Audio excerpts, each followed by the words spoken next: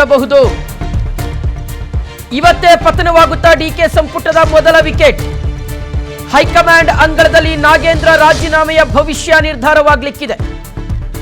High command ಭೇಟಿಯಾಗಲಿರುವಂಥದ್ದು ಸಚಿವ Nagendra. High command ನಾಯಕರನ್ನ ಭೇಟಿಯಾಗಿ ಚರ್ಚೆ ಮಾಡ್ತಾರೆ. ಈ ಟೈಮ್ನಲ್ಲಿ ವೇಣುಗೋಪಾಲ್ ಅವರನ್ನು ನಾಗೇಂದ್ರ ಅವರು ಭೇಟಿ ಆಗ್ತಾರೆ ಅಂತ ಹೇಳಲಾಗ್ತಾ ಇದೆ. ಮಗದೊಂದು ಕಡೆ ತಮ್ಮ ಒಂದು ಸ್ಥಾನವನ್ನ, ಸಚಿವ ಸ್ಥಾನವನ್ನ ಉಳಿಸಿಕೊಳ್ಳುವ ಪ್ರಯತ್ನದಲ್ಲಿ ನಾಗೇಂದ್ರ ಅವರು ಇದ್ದಾರಂತೆ. ನಿನ್ನೆ ಒಂದು ಸುದ್ದಿ ಬಂದಿತ್ತು, ನಾಗೇಂದ್ರ ಅವರು ಸ್ವಯಂ ಪ್ರೇರಿತರಾಗಿ ಅವರೇ ಮನಸ್ಸು ಮಾಡಿ ರಾಜೀನಾಮೆಯನ್ನು ಕೊಡ್ಲಿಕ್ಕೆ ಮುಂದಾಗಿದ್ದಾರೆ ಅಂತ. ಅದರ ಕೊನೆಗಳಿಗೆವರೆಗೂ ಮುಖ್ಯಮಂತ್ರಿಗಳು ಸಮಾಧಾನ ಮಾಡಿದ್ದಾರೆ. ಇವತ್ತು ಬೇಡ, ನಾವು ಫಸ್ಟ್ ಹೈಕಮಾಂಡ್ ನಾಯಕರನ್ನ ಭೇಟಿ ಮಾಡೋಣ, ಅದಾದ್ಮೇಲೆ ಮುಂದಿನ ನಿರ್ಧಾರವನ್ನು ತೆಗೆದುಕೊಳ್ಳೋಣ ಅಂತ ಹೇಳಿದ್ರಂತೆ. ಸೊ ಹಾಗಾಗಿ ಇವತ್ತು ಮುಖ್ಯಮಂತ್ರಿಗಳು ಹೋಗಿದ್ದಾರೆ. ಮುಖ್ಯಮಂತ್ರಿಗಳು ಹೋಗೋದಕ್ಕೂ ಮುಂಚಿತವಾಗಿ ನಾಗೇಂದ್ರ ಅವರು ಡೆಲ್ಲಿಗೆ ಹೋಗಿದ್ದಾರೆ.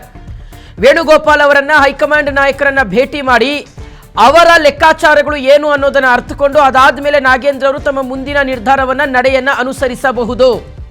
ಇದೆಲ್ಲದರ ನಡುವೆ ನಾಗೇಂದ್ರ ಅವರು ತಮ್ಮ ಸಚಿವ ಸ್ಥಾನವನ್ನು ಉಳಿಸಿಕೊಳ್ಳುವ ಪ್ರಯತ್ನದಲ್ಲಿದ್ದಾರೆ.